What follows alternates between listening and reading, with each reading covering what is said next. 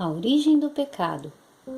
Salmos capítulo 24 diz assim: Ao Senhor pertence a terra e tudo o que nela se contém, o mundo e os que nele habitam. Fundou-a ele sobre os mares e sobre as correntes a estabeleceu. Quem subirá ao monte do Senhor? Quem há de permanecer no seu santo lugar? Quem é limpo de mãos e puro de coração. Muito antes da criação do mundo, Deus já existia. Ele existe desde sempre e vai existir para sempre, porque Deus é eterno. Deus não foi criado por ninguém. Deus não precisou pedir conselhos a ninguém para fazer todas as coisas. Nunca fez nada de errado e jamais ele vai fazer. Não tem como nós falarmos sobre o pecado sem nós falarmos sobre Deus. Porque se Deus ele não existisse, o pecado não existiria. E o louco diz no seu coração: Deus não existe. Isso está escrito no Salmo capítulo 14. Quando a pessoa pensa que Deus não existe, parece que fica mais fácil. Porque se Deus não vai nos julgar, então nós não precisamos nos preocupar em um dia termos que encontrar com Ele lá no céu e justificar porque nós fomos maus ou porque nós fizemos alguma coisa errada. Você já pensou sobre isso? Mas a Bíblia, lá em Romanos capítulo 1, versículo 20, diz que os homens são indesculpáveis por causa de toda a obra da criação. Em cada detalhe, em tudo que Deus fez, Ele mostrou para os seres humanos que Ele é todo-poderoso e que Ele existe, porque nenhum homem poderia ter feito coisas tão maravilhosas como as que Deus fez. Eles até podem dizer que Deus não existe, mas eles vão ter que prestar contas de tudo o que fizeram, inclusive por terem desacreditado da existência de Deus e declarado que tudo que existe por mero acaso. A Bíblia diz lá em Isaías capítulo 40, versículo 12: Quem mais sabe o peso da terra ou pesou na balança os montes e as colinas? Quem mais segurou os oceanos nas mãos? Quem mediu os céus com os dedos? Olhem para os céus. Quem criou as estrelas?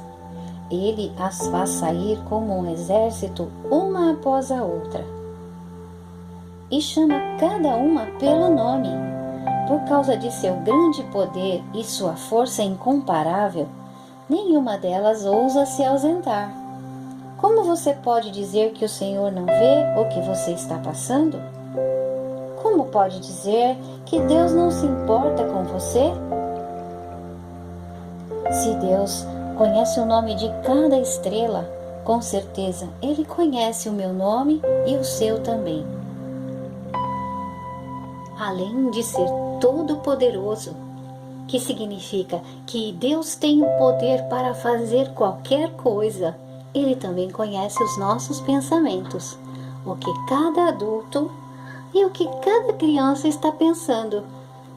Ele conhece os nossos pensamentos antes de nós falarmos qualquer coisa. Isso não é maravilhoso? Ele sabe cada palavra que nós vamos dizer antes mesmo delas saírem da nossa boca. Além de tudo, Deus também, Ele é onipresente, que significa que Ele está em todos os lugares. Não adianta nós pensarmos que Deus não nos vê.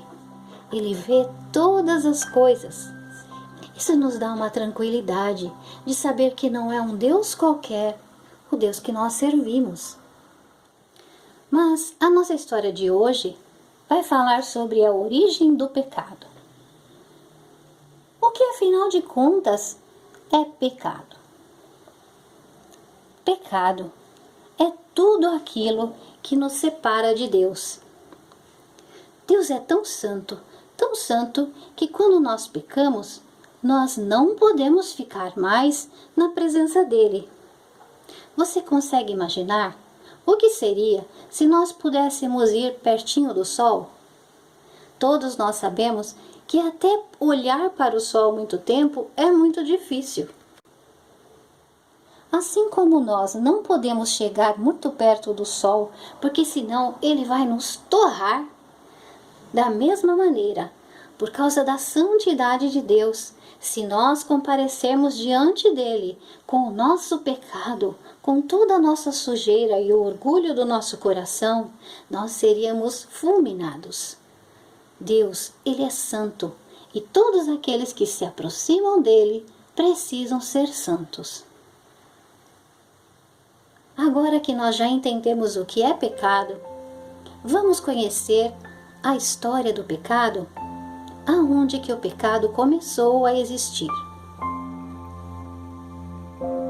Muito tempo antes do Senhor criar o homem, Deus criou os anjos.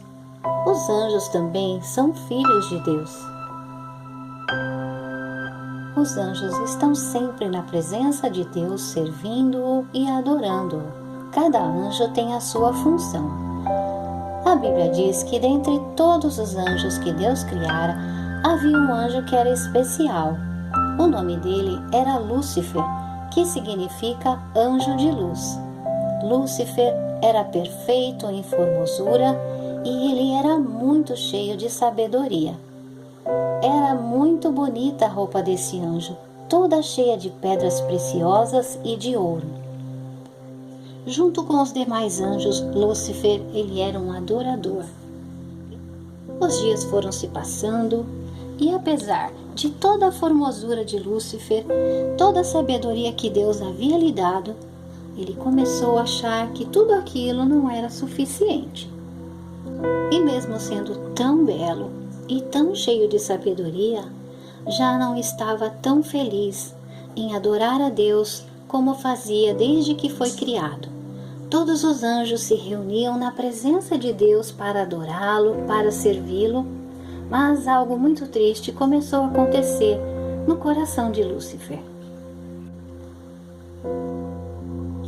Lúcifer começou a sentir muita inveja da adoração que os anjos entregavam a Deus e começou a desejar muito que os anjos o adorassem, assim como estavam adorando ao Senhor. Lúcifer cada dia se tornou mais orgulhoso e começou a pensar: subirei ao céu, acima das estrelas de Deus. Acima das mais altas nuvens eu vou colocar o meu trono. Eu serei semelhante ao Deus Altíssimo. Lúcifer, sabendo que Deus conhece todos os nossos pensamentos, ele não se arrependeu. A partir desse momento, Lúcifer começou a conversar com cada anjo que ele tinha oportunidade e dizia: você não acha que Deus está ultrapassado? Venha, vamos tirá-lo do trono. Eu serei Deus no lugar dele e se você se unir a mim, você vai governar junto comigo. Lúcifer jamais poderia governar como Deus. Jamais ele poderia governar com justiça, amor e retidão. Mas o mais impressionante de toda esta história é que de cada 3 anjos, um anjo se aliou a Lúcifer nessa ideia terrível e realmente tentaram lutar para tirar Deus do seu trono. E o Senhor Deus diz para Lúcifer: por causa da tua formosura, elevou-se o teu coração, você deixou o orgulho te dominar, e agora o seu coração está em pecado. Você já não é perfeito como desde o dia em que eu te criei. Por isso você será banido do Monte Santo de Deus e já não vai poder mais andar no brilho das pedras cintilantes como antes. A sua sabedoria se corrompeu por causa do seu esplendor. Por isso eu vou atirá-lo à terra e vou expor você ao olhar de todos aqueles que te conheciam. Apesar de toda a maldade do coração de Lúcifer, Deus não o destruiu imediatamente quando ele pecou. Deus nunca quis que seus filhos tivessem medo dele, mas que o respeitassem e o amassem, reconhecendo que Ele é um Deus de amor. Ele é um Pai misericordioso e bondoso. Pela palavra de Deus, então, nós podemos entender qual foi a origem do pecado. Foi o coração de Lúcifer. Você já ouviu uma música que diz assim: você caiu do céu, um anjo lindo que apareceu, luz cintilante, estrela em forma de gente. Ele caiu dos céus à terra, junto com todos os anjos que o seguiram. E a Bíblia diz que Lúcifer, que antes se chamava anjo de luz, agora se chama Satanás, que quer dizer o adversário, o inimigo. O apóstolo Paulo escreveu na carta de 2 a Coríntios, no capítulo 11, versículo 14, que Satanás, ele se transforma em anjo de luz para nos enganar. Mas o mesmo apóstolo Paulo diz no livro de Gálatas, capítulo 1, versículo 8, mas, ainda que nós mesmos, ou um anjo do céu vos anuncie outro evangelho, além do que vos tenho anunciado, seja maldito. Não é porque um anjo apareceu e nos mandou fazer alguma coisa que nós devemos acreditar que seja enviado por Deus. Desde que Satanás foi expulso da presença de Deus, agora existem dois reinos. O reino das trevas, simbolizado por Satanás e todos os seus anjos caídos, que agora são os demônios, e o reino da luz, simbolizado por Jesus e todos aqueles que o amam. Esse é o reino de Deus. O reino de Deus, ele existe dentro de todos aqueles que aceitam viver a vontade do Pai. Ele existe dentro de nós, não é um reino visível. Assim como também não podemos ver o reino das trevas. Porque não podemos ver, muitos dizem que não existe nada disso, nem Deus e nem o diabo. Mas isto não é o que a Bíblia nos ensina. Jesus ensinou no Evangelho de João que todo aquele que faz aquilo que é certo quer que as suas obras venham para a luz, para que todos possam vê-la. Nós podemos ter a certeza de que as coisas que estamos fazendo estão certas se cada uma delas nós podemos trazer à luz. As pessoas podem ficar sabendo daquelas coisas escondidas que só você sabe que está fazendo? Pense bem nisto. Enquanto Jesus esteve na terra, o que ele fez foi demonstrar o amor de Deus para todos aqueles que o ouviam e para todos os que o buscavam. Muitas pessoas foram curadas por Jesus. Cegos enxergaram, pessoas ressuscitaram. Os homens estão confusos, porque hoje existem tantas religiões.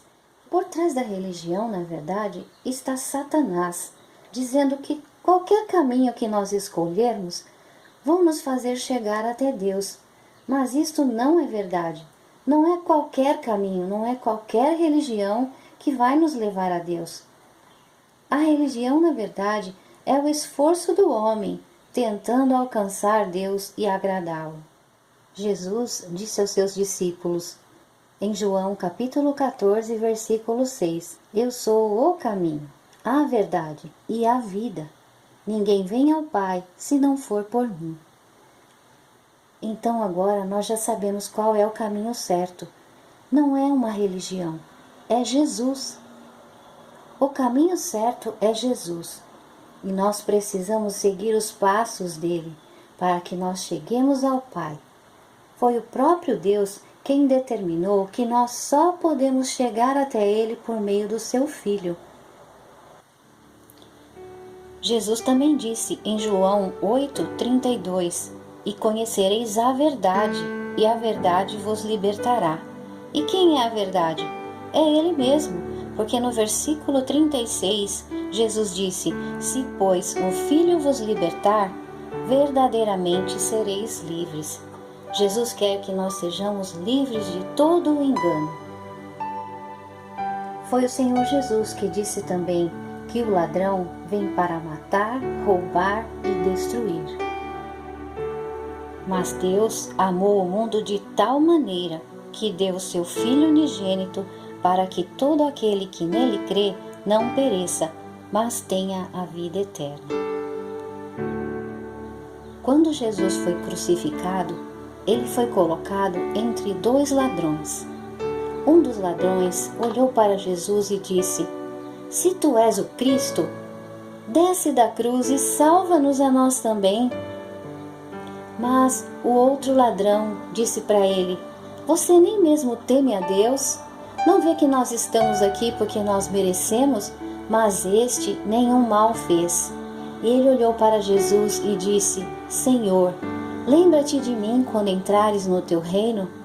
Esse ladrão, ele reconheceu que Jesus era Senhor. Ele viu Jesus pregado na cruz, derramando sangue por causa do grande amor que ele teve por nós. E as palavras que Jesus disse na cruz tocaram tanto no coração dele. Quando Jesus olhou para aqueles que estavam crucificando ele e disse: "Pai, perdoa, eles não sabem o que eles estão fazendo." Aquele homem entendeu que um amor tão grande assim só poderia vir do Filho de Deus. E Jesus olhou para ele com aquele olhar de amor e ternura e disse: "Ainda hoje estarás comigo no paraíso." O ladrão que disse para Jesus descer da cruz e salvar a si mesmo e a eles também, ele estava sendo governado ainda pelo reino das trevas. Mas o ladrão que reconheceu em Jesus o seu Senhor, ele recebeu a vida eterna. Faltava pouquíssimo tempo para ele morrer, mas ele agarrou a oportunidade e a salvação que estava diante dele. E hoje esse ladrão, ele está salvo. Ele já está lá no paraíso com Jesus. É verdade que todos os caminhos vão nos levar à presença de Deus, mas como nosso juiz. Agora, se queremos chegar à presença de Deus, sendo seus filhos, Ele como nosso Pai, nós precisamos receber a Jesus como Senhor da nossa vida. Mas é claro que a vontade do Pai Eterno nunca foi que nós permanecêssemos adorando a um Deus morto, a um Cristo pregado na cruz que não pode fazer nada por nós. Depois que o Senhor Jesus foi tirado da cruz, ele foi colocado num sepulcro novo. O sepulcro era o lugar onde eles colocavam as pessoas que morreram, como o nosso cemitério. Nesse sepulcro colocaram uma pedra enorme para fechar a entrada. Essa pedra era muito grande e muito pesada. Além desta grande pedra na porta do sepulcro, ainda Pilatos mandou soldados para guardarem a entrada, para que ninguém roubasse o corpo de Jesus e depois dissesse que ele havia ressuscitado, a pedido dos próprios fariseus e dos principais sacerdotes que haviam planejado matar Jesus. Mas apesar de toda esta segurança, no livro de Mateus 28, no versículo 4, diz que ainda era de madrugada e houve um grande terremoto, porque o anjo do Senhor veio e removeu a pedra. Os guardas, com medo do anjo, ficaram muito assustados, como se estivessem mortos, e correram à cidade para contar o que havia acontecido ali no sepulcro. Enquanto isso, algumas mulheres foram ao sepulcro bem cedo também, levando algumas especiarias e perfumes para preparar o corpo do Senhor. Mas encontraram o anjo e a pedra removida e ficaram muito assustadas. Mas o anjo respondeu e disse a elas: "Não tenham medo, eu sei que vocês estão buscando a Jesus que foi crucificado. Ele não está aqui, porque já ressuscitou, como tinha dito. Vinde, vede o lugar onde o Senhor estava. Agora vão imediatamente e dizei aos seus discípulos que ele já ressuscitou dos mortos, e ele está indo adiante de vocês para a Galileia, ali vocês vão vê-lo." Assim as mulheres saíram apressadas e foram contar aos discípulos as boas novas de que Jesus estava vivo. Por isso o Evangelho é chamado de Boas Novas, que significa que Jesus morreu, mas ele ressuscitou. Depois, Jesus apareceu aos discípulos. Foi com eles a uma montanha, e ali ele foi elevado aos céus. Em Marcos 16, no versículo 19, diz: Ora, o Senhor, depois de lhes ter falado, foi recebido no céu e assentou-se à direita de Deus. Jesus não está mais morto, pregado na cruz, mas hoje ele está à direita de Deus, intercedendo por nós. Isso está escrito em 1 Timóteo, no capítulo 2, no versículo 5. Porque há um só Deus e um só mediador entre Deus e os homens, Jesus Cristo, homem. Jesus está vivo e ele é o único que pode interceder por nós junto ao Pai. Agora é o momento da nossa decisão. A quem nós vamos entregar o destino da nossa alma? A Satanás, o enganador? Ou a Jesus, o Salvador eterno? Talvez você até diga: mas eu tenho Jesus, Ele é o meu Deus. Mas você já abriu a tua boca e confessou diante de todos que Ele realmente é o teu Senhor? Você sabia que no livro de Romanos, capítulo 10, versículo 9, está escrito: Se com a tua boca confessares ao Senhor Jesus e em teu coração creres que Deus o ressuscitou dos mortos, serás salvo. Se você nunca fez isso, eu convido você agora para orar comigo. Senhor, meu Deus e meu Pai, eu aprendi que para o Senhor Jesus ser o meu Senhor, eu preciso confessar com a minha boca. E eu quero, Senhor, dizer que eu creio que o Senhor enviou o teu Filho Jesus ao mundo, que ele morreu na cruz por causa dos meus pecados e que o sangue que ele derramou no meu lugar é o único que pode me limpar e me perdoar. Eu sei e eu creio que ele ressuscitou dos mortos e hoje ele é o único que pode interceder por mim. Eu faço de Jesus Cristo o meu único Senhor, o meu único Salvador e o meu único mediador. Então me ajuda, Senhor, mesmo eu não podendo te ver, a crer que todas as vezes que eu orar ao Pai, em nome de Jesus, o Senhor está me ouvindo, o Senhor está recebendo a minha adoração. E é somente diante de Ti que eu quero me prostrar de hoje em diante. Me ajuda, Senhor, a obedecer a todos os Teus mandamentos e a ser cada dia mais um filho obediente à Tua palavra. Eu oro em nome de Jesus. Amém. Agora que você convidou Jesus para ser o teu único Senhor e Salvador, creia que você verdadeiramente é filho de Deus, porque em João capítulo 1, no versículo 12 diz: Mas a todos quantos o receberam, deu-lhes o poder de serem feitos filhos de Deus, aos que creem no seu nome. A história da origem do pecado ainda não terminou. Eu espero você no nosso próximo vídeo, A Origem do Pecado, parte 2. Um beijo e até lá!